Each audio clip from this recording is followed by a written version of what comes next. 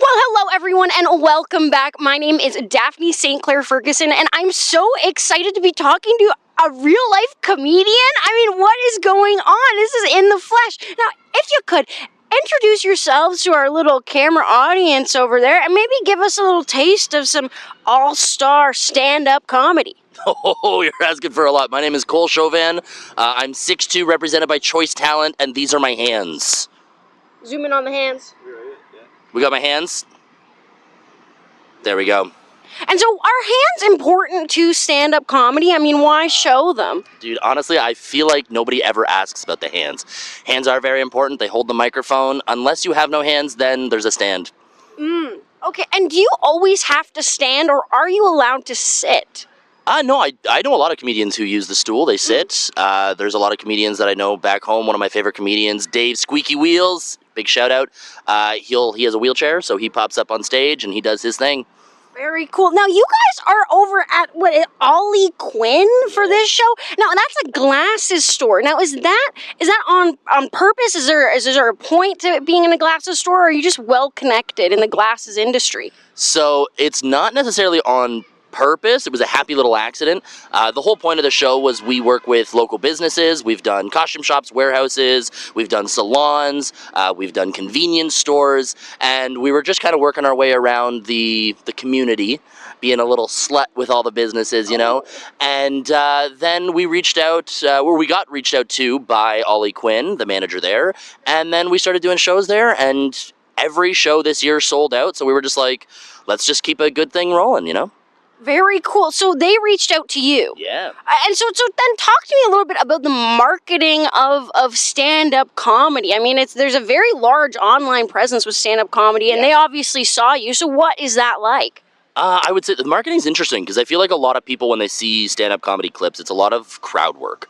But then they come to a show, and it's more than just that. We get a lot of pro comedians who've been featured on like Just for Laughs, CBC, Winnipeg Comedy Festival, Golden Ticket winners off Kill Tony, people who've been on Netflix, SiriusXM, and these comedians have the best material around. Like we're getting comedians who are the top of the game, you know, absolute top shelf comedians, and these comedians are like just about to move to the States. Like they're on their way, they're big, they're names, and they've got a lot to say that isn't just, what do you do for work, you know?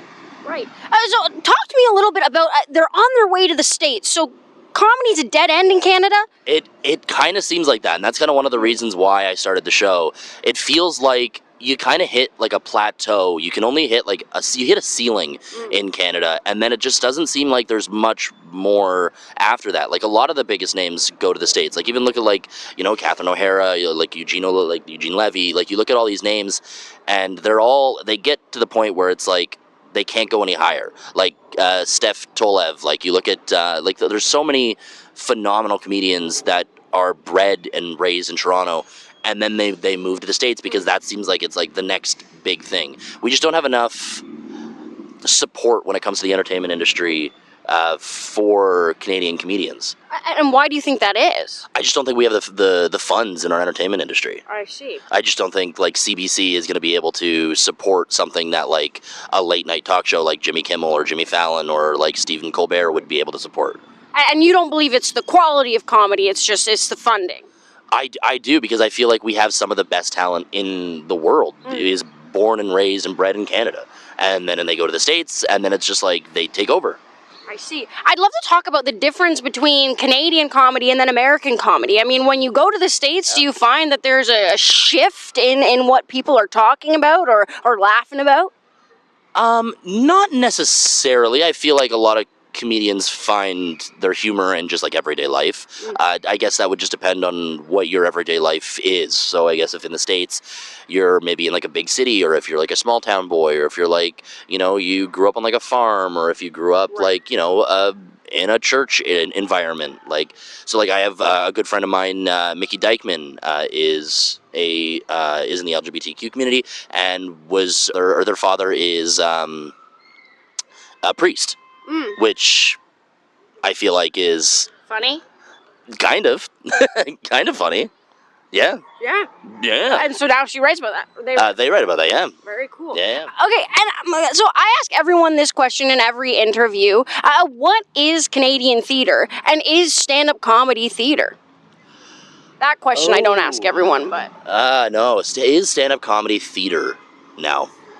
No, it can be done in theater, but I think it's done primarily in, like, I don't know, that's a tough question. I don't think it is theater. I think it's a branch off of performance art, but I don't think it's theater. I think theater is a little bit more staged. I don't know how to. I wouldn't say it's necessarily in the same realm as theater.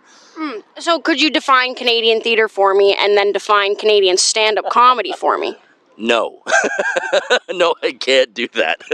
You can't? No, I can't. I don't know the definition of Canadian theater versus stand-up comedy. I've already been bullshitting all my answers. So you're a liar. I'm a little bit of a liar, yeah. So stand-up comedy is not real. Stand-up comedy is a fraud. It's a fake, and we say whatever we say to get a little chuckle. That's pretty much it. Yeah. Wow.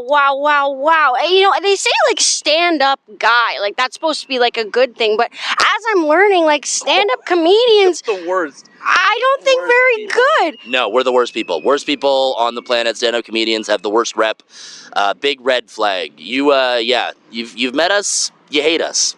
Yeah, I'm starting to feel flames on the side of my face. What the heck is going on? Talk to me a bit about maybe some toxic male culture then in comedy. I feel like it's not even just male. I feel like it's just toxic culture in general. Because there's a lot of female comedians as well that who are like a lot of. Yeah, I've seen a lot of women comedians who can definitely say some offensive things. I think it's just because you're on stage, you're alone, there's nobody there to fall back on.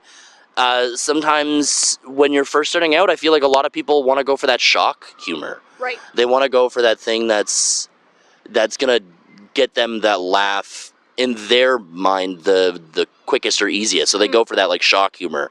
Right. I don't know. That's tough. I don't think there's necessarily just. I mean, there is a lot of toxic male culture in stand-up comedy, but I feel like it's just like a toxic culture in general. It can be. It seems very competitive.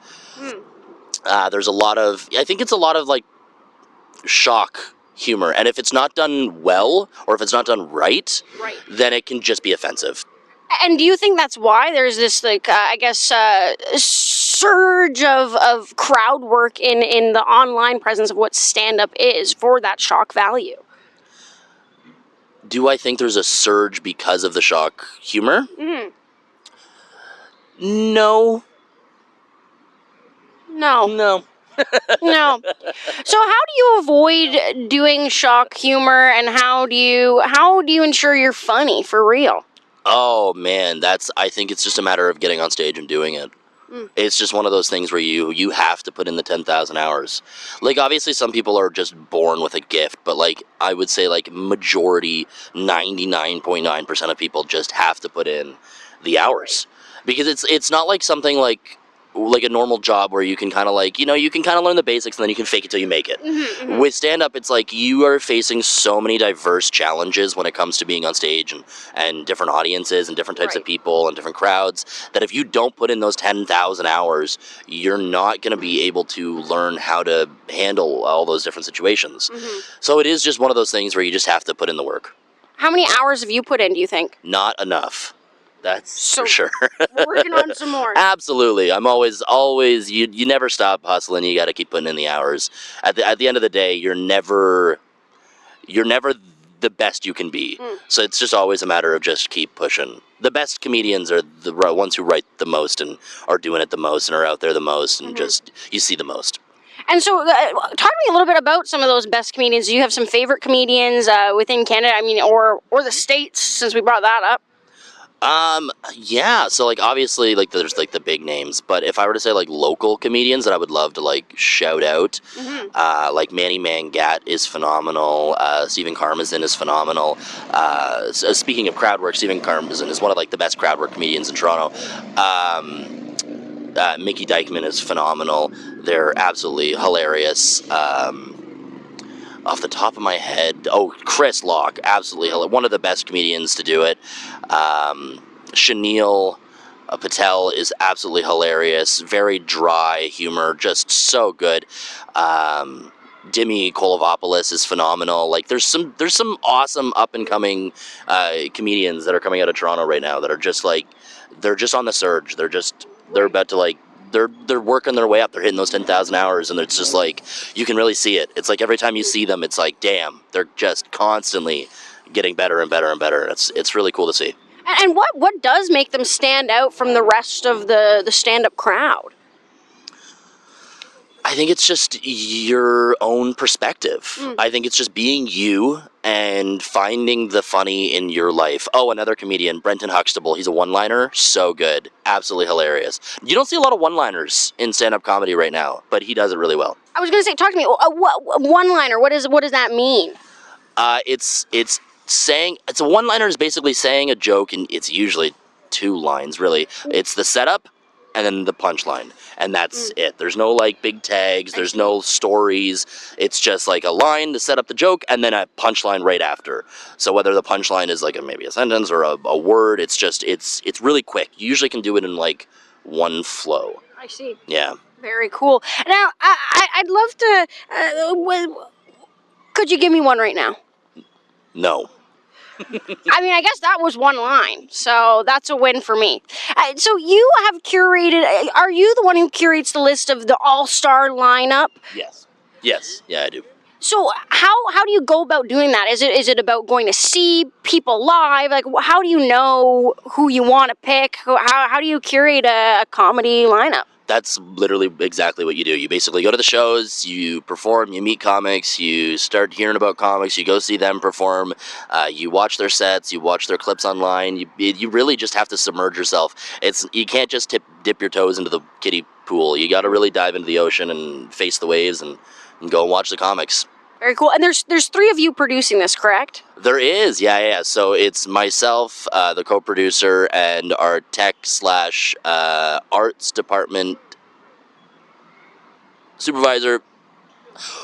Someone. Yeah, she's great. She's helping out with all the tech. She's helping out with the stage design. She's helping out with the equipment and stuff like that. And she's also helping with just like setup, tear down, door. She's pretty much just like a woman of all trades. Like she can do it all. Gorgeous. And so what do the 2 of you do? Myself and Steven, we are basically co-hosting the show. So Steven's going to be doing some sets in there, and I'll be hosting every night.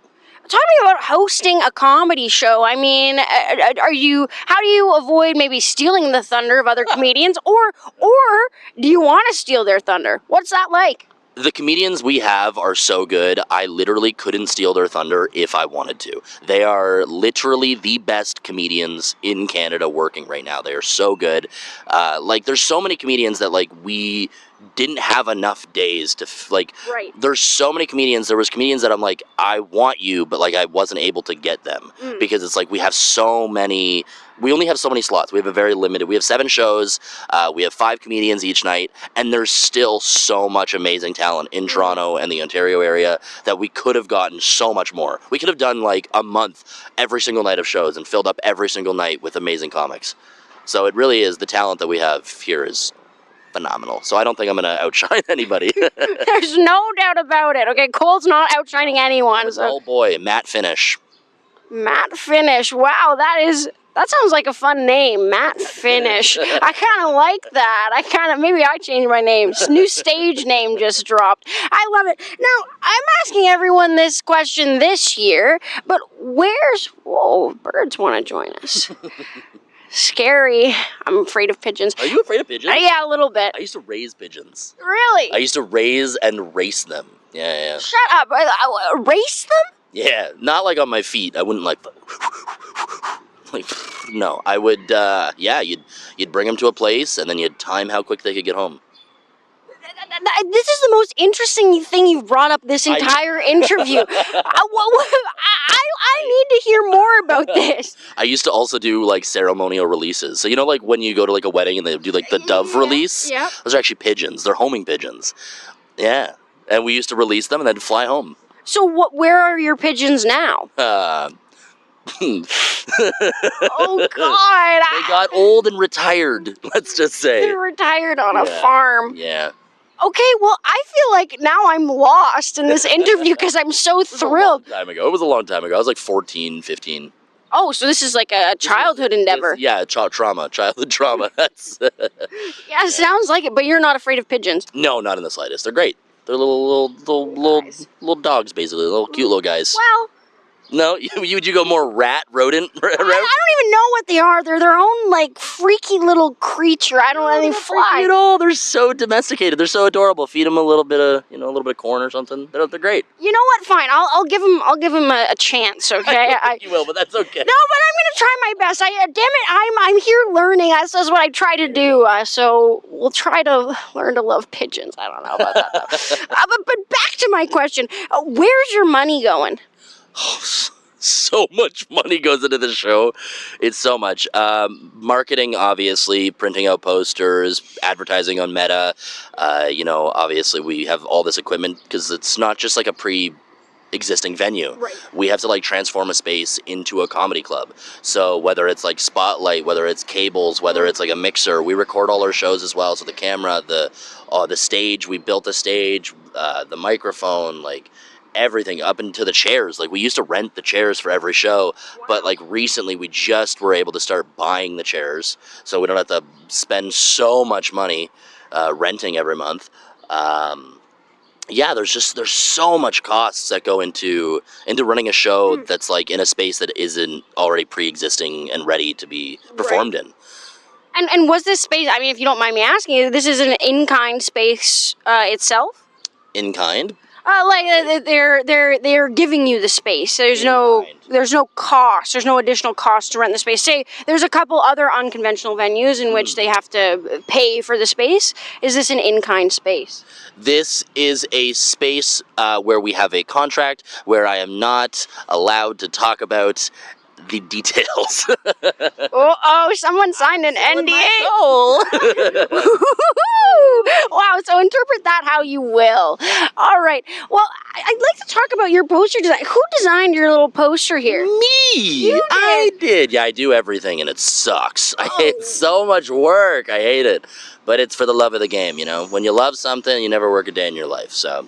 Yeah, and these are all the faces on here are faces of people who've been to the shows, and we take pictures at our shows, so these are all authentic reactions, as you can see, so... Do they look happy? I think so. Some people are even crying, they're so happy. Yeah. Zoom in on the faces, you know what I'm saying? Zoom in, if you're able to. They don't have a tripod on this camera, by the way. It's just a man holding the camera. It's very DIY. I love it. Hey, that's Canadian theater for you right there. Canadian theater. We all want to DIY. You know what I'm saying? I see. We've got some definition for it there. Die. We all want to die. Well, I don't know if I do. You do? Oh, me? Maybe a little bit. Oh, that's cheeky on camera. I'm kidding. I don't want to die. I want to survive and live to see another day and perform another show. There's more pigeons in this world to save. Yeah, there's a lot of pigeons, and I'll never see them all. Therefore, I'll never be satisfied enough to die. There we have it. Now, is there anything else you'd like to share about your work, the show you're doing? Maybe there's something coming up that you want to share? But before I do that, I would love to give you something. What could it be? I brought you this is a like little gift. You're like Nardwuar or something. Yeah. Wow. It's a little bit more selfish. Oh. Nardwuar usually gives you something that's like for you, based off you and your history. But I don't know. I wanted to give to you this. Oh my God, this is so amazing. Garden comedy shirt. Shut up. This is my new favorite interview. I'm learning to love pigeons. I'm getting a t-shirt. This is so amazing. Thank you so much, Cole. No problem at all. My pleasure. Guys, new outfit just dropped. So excited. So that's all you want to share? Yeah, I think so. The show is going to be from July 6th to July 12th. Every night, doors open 8:30. Show starts 9 p.m. Different lineup every night, so you're going to get new comedians. No two shows are going to be the same. We have some of the best talent in Canada coming through. People coming from Vancouver, from British Columbia, from Edmonton, Winnipeg. We've got comedians from, I think, we got someone coming from Windsor. We got comedians from like literally all over Canada. We're featuring the best Canadian talent we could find, and it's going to be a lot of fun. Yeah. And so you have to come to every show because it's going to be different every time. I mean, you go see a standard whatever theater show, it's the same every night. Ripped it. Yeah, you script. Come on, now that's boring. Now we're talking the real big leagues here, stand-up comedy. I will say as well, it's kind of like a little secret, but not quite a secret. We're also filming a documentary about the whole thing. Oh. Yeah, so we filmed the first 6 shows from January. We filmed every show this year. So from January up until now, we filmed every single show, and every single show is sold out. So what we're doing is we're creating a documentary, which basically is leading up to the Fringe, and then the culmination and the climax of the actual documentary is going to be the whole Fringe run. So cool. Yeah. I'd love to hear there's a touch more about that. Is there a thesis of the documentary, or are you just archiving the story, the progression? That's all I can say. Oh, more secrets. We've signed a lot of NDAs. I know, right? So much signing. I'm getting really good. Yeah. That's why we showed the hands at the beginning, Yeah. if you recall. Well, this was so much fun chatting with you, learning about comedy. I mean, you're the first stand-up comedian that I've interviewed. Wow. If I And we did recall. a sit-down interview too. Yeah, we did do a sit-down interview. This is crazy. This is crazy. I love it. I guess improv. Judge Mintz was improv. Stand-up. Nah, we're getting there. We're breaking into the comedy scene here right now in real time. Well, this has been a huge pleasure of mine. I really appreciate you talking to me, teaching us about that. This is Daphne St. Clair Ferguson, signing off.